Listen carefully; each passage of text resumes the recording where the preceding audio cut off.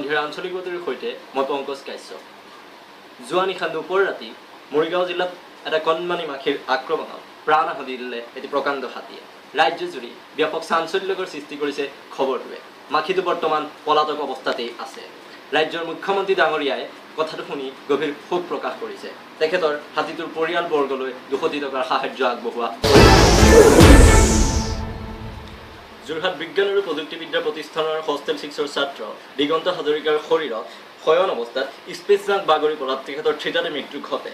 লগে লগে গোটেই অঞ্চলটোত গোটেই খবৰটোৱে চাঞ্চল্যকৰ সৃষ্টি কৰিছে।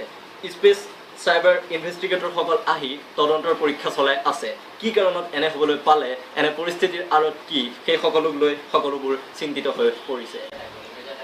আমাৰ কেমেৰা পাৰ্চন উদিত কুমাৰ লাংথাচা জিষ্টৰ কেম্পাছত বৰ্তমান উপস্থিত আছে। তেখেতে গোটেই ঘটনাটোৰ সবিশেষ আপোনালোকক দেখুৱাব।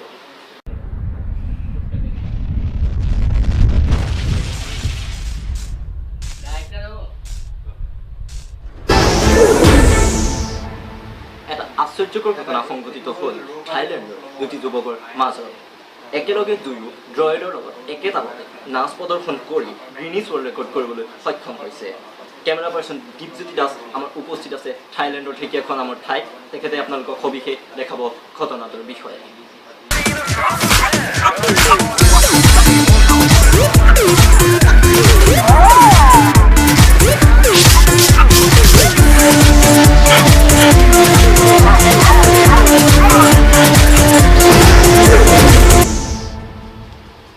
যোৰহাট বিজ্ঞান আৰু প্ৰযুক্তিবিদ্যা প্ৰতিষ্ঠান জিষ্টৰ হোষ্টেল 6ৰ ওপৰত এটা আচৰিত ৰহস্যজনক উড়ন্ত বস্তুৰ সন্ধান পোৱা গৈছে, যিটো আনআইডেণ্টিফাইড ফ্লাইং অবজেক্ট ওৰফে UFO বুলি চিনাক্ত কৰা হৈছে। সবিশেষ দেখাব আমাৰ কেমেৰা পাৰ্চন উদিত কুমাৰ। তেখেতক হোষ্টেল 6ৰ ওচৰত যাবলৈ আমি অনুৰোধ জনাইছোঁ আৰু তেখেত তাত প্ৰস্তুতি চলাই আছে সবিশেষ দেখাবৰ বাবে।